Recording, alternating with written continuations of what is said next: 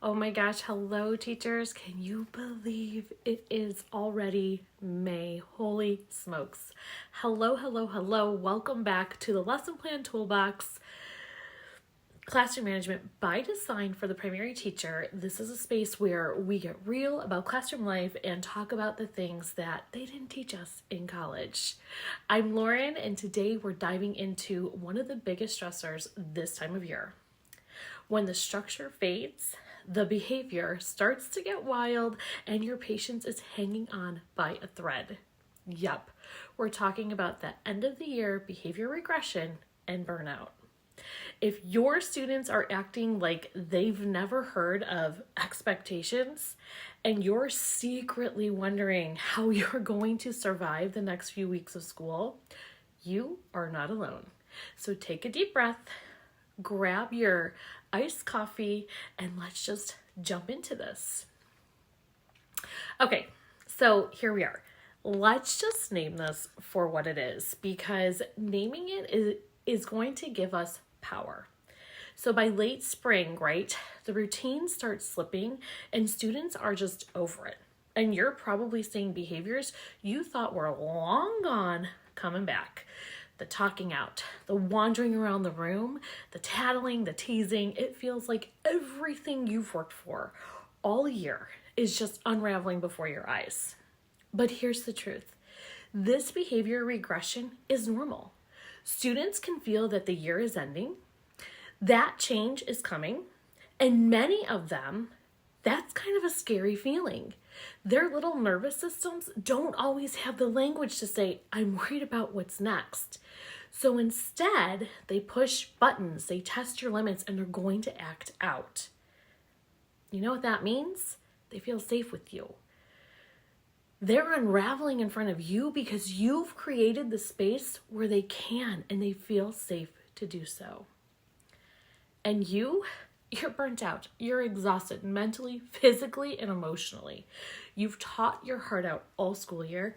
You've given every ounce of patience, every ounce of creativity, and every strategy you have. And now you're being asked to finish the curriculum, to plan end of the year events, and somehow keep everyone calm, kind, and engaged while your to-do list just multiplies overnight. If you've had moments like this where you wanted to cry in the storage closet or just walk out of the room and never come back, you're not weak, you're human. This time of year, so much about what we don't talk about is this unraveling stage. This is a lot for a lot of teachers. So now let's flip the script, right? I'm going to give you 3 small but powerful ways to bring the calm back into your classroom and your body. So here's number 1, reset with micro routines. So think of something that used to work well. Morning meeting, classroom job system, your calendar time. Bring it back. Make it feel new by adding a twist. Maybe it's a student-led countdown. Maybe it's a special chair for sharing or letting students take turns leading. When behavior starts slipping, structure saves the day. The second thing I want you to consider implementing is to use movement to reset, okay? Movement is magical, especially in the final stretch of the day. You can try something like a freeze and flow, where you say freeze, students freeze their bodies. Then lead a slow, silly set of movements such as like reach, stretch, shake it out, keep it playful, keep it calm, keep it slow.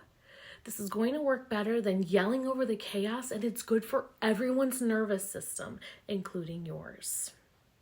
The third tip I want to give you, is to whisper leadership. So in these final weeks, quiet becomes your superpower. Lower the lights. Play soft music during transitions. Use a whisper voice.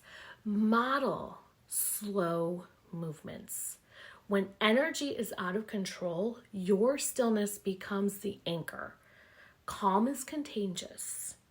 Remember that. So, teacher friend, you are doing enough. You've shown up. You've taught with heart. And even in the messy moments, you are making a difference.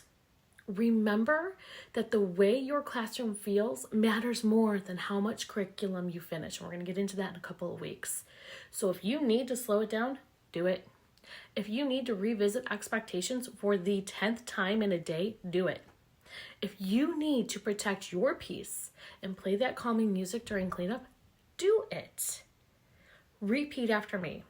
I don't have to power through. I can finish strong and finish soft. You've got this. So before you go, if this episode tugged at your teacher heart or spoke to your teacher heart, I would love it if you could screenshot it and share it to the Instagram. Then you could tag me at Classroom Management for Primary so I can cheer you on.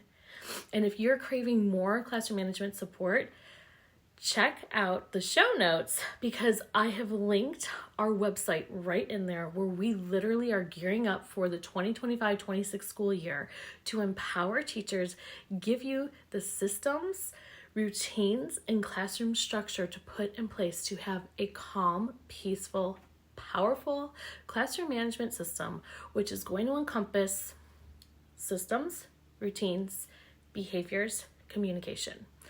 All of that is going to fall under the umbrella of classroom management. So that is where we're headed. Again, thank you for being here. I am Lauren Spigen, the founder of LessonPlanToolbox.com, where we help primary teachers with all things classroom management. So until next week, teach, relax, repeat.